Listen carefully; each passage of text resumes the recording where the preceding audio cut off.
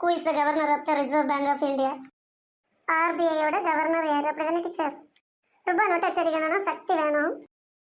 அந்த சக்தி காந்தமா இழுக்கும். அந்த சக்தி உடையவர் யாரு? Das.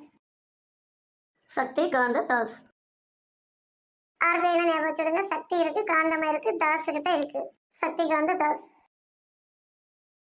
Father of green revolution. Green revolution பசுமை புரட்சி தானே? எங்க பார்த்தாலும் வயல்வெளிகள் பசுமையா தெரிவதற்கு காரணமான தந்தையாக இருந்தவர் யார்? MS சுவாமிநாதன். ஃபாதர்னா அப்பா. கோயிலோட ஃபாதர் என்ன சொல்லுவோம்? சுவாமின்னு சொல்லுவோம். ஃபாதருக்கும் சுவாமிக்கும் நாதனா இருந்தவர் தான் யாரு? Father of green revolution MS Swaminathan. Manchester of India, share market of India. இந்தியாவோட மான்செஸ்டரும் ஷேர் மார்க்கெட்டும் எங்க இருக்கு? எனக்கு முன்பாக பாய் இருக்கான். நீ என்னதானே சொல்ல வர்ற? உனக்கு முன்னால நான் தானே இருக்கேன். மும்பை. இந்தியாவோட மான்செஸ்டர் மும்பை தான். ஷேர் மார்க்கெட் இருக்கிறது மும்பைல தான். First hyper inflation of the 21st century is faced by which country? Hyper inflation அதிக பணவீக்கம். சிம்பாப்வே 2007 பிப்ரவரி. 21st century வந்து ஹைப்பர் இன்ஃப்ளேஷன் வந்தாலே சிம்பாப்வே. சிம்பாப்வேக்காரங்க 2007ல் சிம்பினது தான் ஹைப்பர் இன்ஃப்ளேஷன் வந்துச்சு. மான்செஸ்டர் ஆஃப் தமிழ்நாடு அல்லது Manchester of South India. Coimbatore. தமிழ்நாட்டோட மான்செஸ்டர் அல்லது தென்னிந்தியாவின் மான்செஸ்டர் என அழைக்கப்படும் நகரம் Coimbatore. Which is known as lungs of the earth. நமக்கெல்லாம் நுரையீரல் இருக்க மாதிரி பூமிக்கு நுரையீரல் இருக்கு, அப்படிதானே டீச்சர்? ஆமாண்டா, கரெக்டா சொன்ன. பூமியோட நுரையீரல் இது ஃபாரஸ்ட். காடுகள் தான் பூமியோட நுரையீரல். காடுகளோட தாவரங்கள் சுவாசிப்பதால தான் பூமியும் சுவாசிக்கிறது. பூமி சுவாசிக்கிறதால மக்கள் சுவாசிக்கிறாங்க. அதனால காடுகளை பூமியின் நுரையீரல் சொல்றது கரெக்டா தானே? ரூபாய் நோட்ல என்ன ஹிந்தியில ஒரு சிம்பிள் இருக்குமே, அந்த சிம்பிளை டிசைன் பண்ணது யாரு தெரியுமா? கண்டிப்பா நாங்க என்ன teacher. Who designed Indian rupee symbol? D. Udayakumar. இதை எப்ப டிசைன் பண்ணாரு தெரியுமா? 15th July 2010. Who got first Nobel Prize in Economics in India? பொருளாதாரத்துக்காக முதலில் நோபல் பரிசு பெற்ற இந்தியர் யார்? அமர்த்தியா சென் 1998.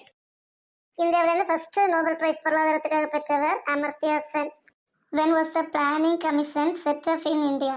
திட்டக்குழு இந்தியாவில் எப்போது ஏற்படுத்தப்பட்டது? அதுவும் முக்கியமாக 5 ஆண்டு திட்டங்களை திட்டமிட ஏற்படுத்தப்பட்ட குழு. March 15, 1950.